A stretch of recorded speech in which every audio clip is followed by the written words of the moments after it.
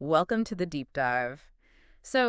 About a year ago, we were sitting here discussing what honestly sounded like science fiction, Right. this promise of an exponential leap in AI power. And it all hinged on this one thing, the near infinite context window. Mhm. The idea was that AI agents wouldn't just remember, the last thing you said. They'd remember everything. Entire books, whole code bases, a company's entire history. It was an audacious claim, really. Yeah. We're talking about AI memory going from like a post-it note to this massive, instantly searchable library. A library spanning millions of items. And that's our mission for today, a critical look back at 2025. This wasn't just a theory, it was a deadline. It was. So how did this reality of near infinite context of models handling these huge inputs all at once, how did it actually pan out? And what does it really mean for businesses trying to use it? Well, the technological prediction was, frankly, remarkably prescient. If you look at the source material, the major language models, they now routinely process context windows that are well over 1 million units of information. Okay, let's stop right there because that unit is so important. We keep saying tokens. Can you just quickly ground us in what a token actually is? What does moving to millions of tokens really mean in practice? Absolutely. Think of tokens as the basic currency for these models. They're, roughly equivalent to words, or maybe parts of a word. Okay. So in a business setting, a context window of 1 million tokens means the AI can hold and process something like, 1,500 research papers, Wow. or the entire code base for a decent-sized application, or, say, the complete legal history of a major client all at once. So it's not just a bigger memory, it's an AI that can keep 1,000 documents open on its digital desk and reference all of them to give you a single answer? Precisely. And the shift in performance is tangible. Mhm. I've gone from an AI that was, let's say, a naive intern that only remembered the last 5 minutes Right. to one that operates with the full recall of a subject matter expert. That shift in capability is it's transformative. But you mentioned the implementation challenges were way more nuanced than anyone thought. The tech showed up, but mastering it was the real struggle. Correct. The technology was fast, but enterprises had to learn how to feed it, how to govern it, and, well, how to pay for it. The real complexity wasn't in the AI's ability. It was in managing the data quality and the risks that come with giving an AI a perfect permanent memory. That's the real story of 2025. Okay, so let's unpack that. Where are we seeing the most dramatic, the most quantifiable shifts right now? Which industries saw these huge immediate gains? The predictable early winners were the document-heavy industries. Mm. I mean, anything that relied on cross-referencing just vast amounts of unstructured text. Legal and compliance, I'm guessing. Context is everything there. Law firms, big corporate legal departments, Mm. they're leading the charge. The AI systems don't just search for keywords anymore. They analyze entire case histories, regulatory frameworks, contract portfolios, all at the same time. So it's a move from simple search to, what, systemic comprehension? Exactly. Before, a system might review a dozen contracts for one clause. Now, that same system understands the relationships between all 50,000 contracts and the shifting regulations in different countries. I saw a quote from a legal director describing it as going from document review to understanding the entire legal landscape contextually. That's the one. It's a fundamental change in diligence and risk identification. And are we seeing similar impacts in places like healthcare? Oh, absolutely. Imagine an AI analyzing a patient's full 20-year medical history, every note, every report, while simultaneously cross-referencing the latest 10,000 research articles on their condition. That's incredible. Research hospitals are reporting a 40% faster literature review process. And that's not just about speed, that's accelerating discovery itself. No, this is where it gets really interesting for me. Moving beyond documents and into core engineering. How did this long context memory change how software teams actually build things? It's a genuine revolution for the software development lifecycle, especially in code review. The system has this continuous active awareness of the entire code base, all the past architectural decisions, everything. So it's not just checking if the new code works, it's checking if it fits with a philosophy from 10 years ago. Exactly. It's a major reduction in technical debt and inconsistency. And the numbers back it up. We're seeing development teams report a 60% reduction in code review cycle times. 60%. And, more importantly, it speeds up onboarding for new developers. They don't have to spend months building that mental map of the project anymore. The AI holds it all for them. That is so powerful. Speaking of development, data engineers used to struggle with retrieval augmented generation, or RA. Did near infinite context make that easier? This is one of the biggest infrastructure wins of 2025. Yeah. Our ag used to be so complex. Multiple embedding stores, vector databases, all these algorithms just to figure out which few paragraphs to show the AI. It was a headache just to give the AI the right short-term memory. It was. But now, for many corporate knowledge bases, instead of all that complex retrieval, you could just dump the 500 relevant documents straight into the context window. Really, just like that. And that shift has led to a 30% reduction in infrastructure complexity. And, get this, a 25% improvement in response accuracy. So you're simplifying the tech stack while improving the quality. You are. It's an infrastructure dividend, driven purely by the growth in memory. Let's shift gears. What about the unexpected transformations? The areas outside of these, highly technical fields where long context really changed the game. The most remarkable shift, I think, was in customer service. Contact centers. This is where long context solves that ultimate problem, the customer's history. Right. Agents now have AI tools that hold the complete history of that customer relationship. Every interaction, every product, all the company policies, all at once. So no more, I see you talked to someone 6 months ago, but I don't see those notes. Precisely.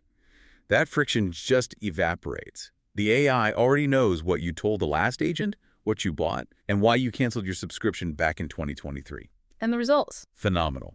Customer satisfaction scores are up 35% on average, and resolution times have dropped by 50%. And that capability, that's what's finally pushing voice AI into the mainstream, isn't it? Making those terrible robot voices a thing of the past. It is the enabling technology. The data from DeepGram and Opus research really backs this up. Adoption is high. 97% of leaders are already using voice tech. 84% plan to increase their budgets. But there's a paradox there. If everyone's using it, why is satisfaction so low? Because the quality has been poor. 80% still rely on traditional voice agents, and only 21% are actually happy with them. Long context is the key. Oh, so? A human-like agent can now maintain context across a 30-minute call, referencing past sales notes and technical docs, making the interaction feel seamless. That's the gap it's filling. Okay, switching to high-stakes strategy now. Finance, market analysis. When you can hold decades of market history in active memory, what does that do for decision-making? It creates a tremendous strategic advantage. Hedge funds are using AI systems that consider market histories, regulations, portfolio compositions, all of it, simultaneously when assessing risk.